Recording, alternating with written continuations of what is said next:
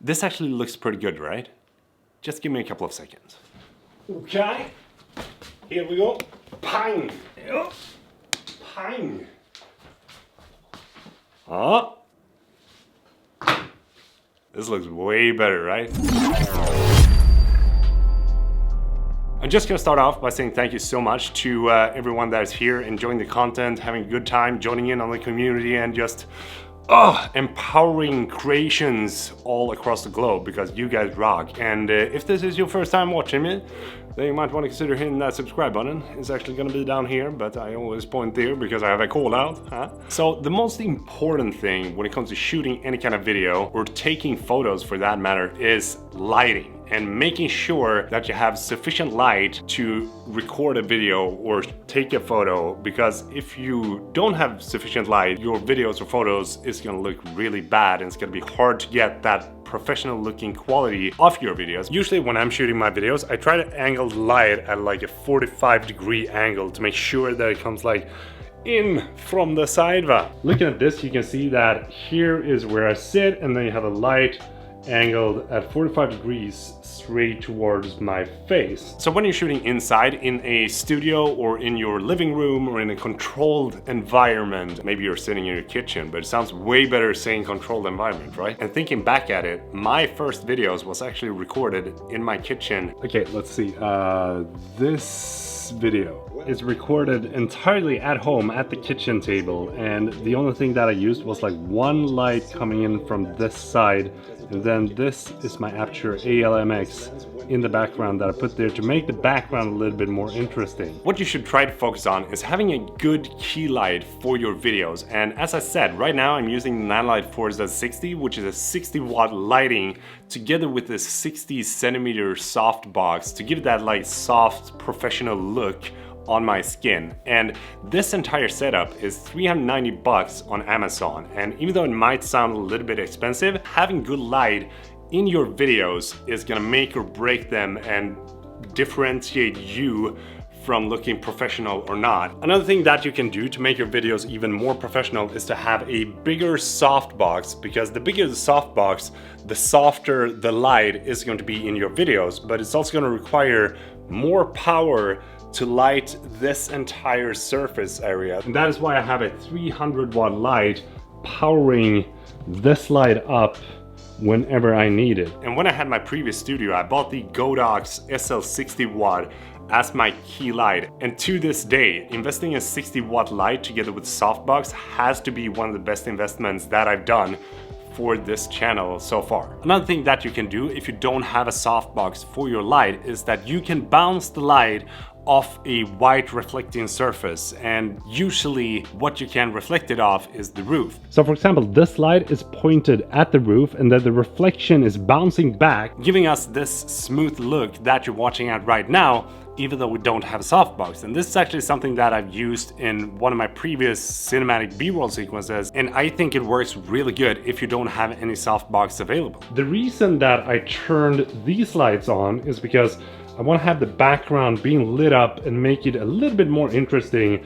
than if it was turned off. And moving over here, this light acts as a rim light. So when I'm sitting here on the stool, there's going to be a slight rim light coming in from this direction, as you can see in my talking head shot. Planning out your videos is one thing that I see a lot of people don't do, because they take their camera and they want to shoot something epic, and then they whip around the camera at all different angles trying to get the most epic shots, but they haven't planned out what it is that they actually want to shoot. And if you've been here on the channel for a while, then you probably have seen most of my cinematic B-roll sequences that I've done, and all of those, except for one, has been somewhat planned out, and I've written down a shot list for each and every one of those videos. I try to visualize what it is that I want to have in the video and try to write that down from the images that come up in my head. For example, in the poker B-roll, the first shot, I wanted to have the feeling that Oscar was sitting at a lonely table in a like moody environment. So that is what I wrote down for the shot list, and just keeping it up from there, trying to like visualize the different transitions that you want to use, the different cuts, the different movements that you want to have, will absolutely make your videos way better than if you just go out to shoot without any plan. And when it comes to these kind of videos, when you're shooting talking head videos, something that I did in the beginning was that I tried to like come up with everything on the go and then realized that this is too hard, everything just sounds like gibberish. So what I started to do then is that I started to write everything down like a script basically, and then I was like, okay, and then go, and then the more I did that, the less I had to actually use the script, and the more I could start using bullet points instead. And the more that I use bullet points, the less I could use bullet points and start doing it all on the go, which I couldn't do in the beginning because it was too hard. But now it's feeling a little bit more comfortable, huh?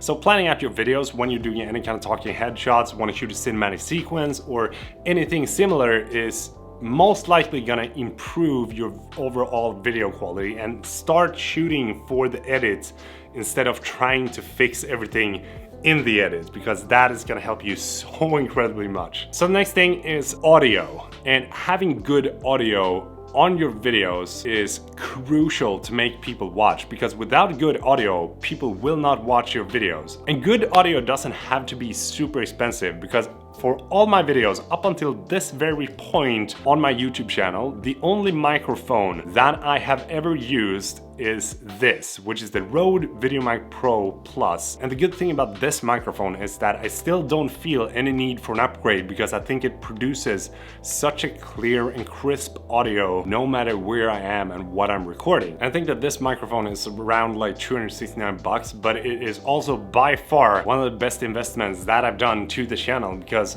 without it, I wouldn't be able to record high quality audio. The next thing I want to talk about is going to be the framing and composition of your shots. And this is two different things, even though it's like intertwined, but framing is basically what you see in front of you and what you have in frame, and the composition is how you place the things in the frame to make the frame look interesting, if that made sense, but I think it did. Okay, so say for example that this is the frame that we have with the logo in the middle, we have the light here, but how can we make this more interesting than what it looks like right now? Well, one thing that we can do is move closer to a foreground and see how we can make this a little bit more interesting. And I gotta say, that makes it more interesting. And we can move a little bit lower and have this as our frame, which also makes it look way more interesting. So just by thinking how you compose the different elements in the shot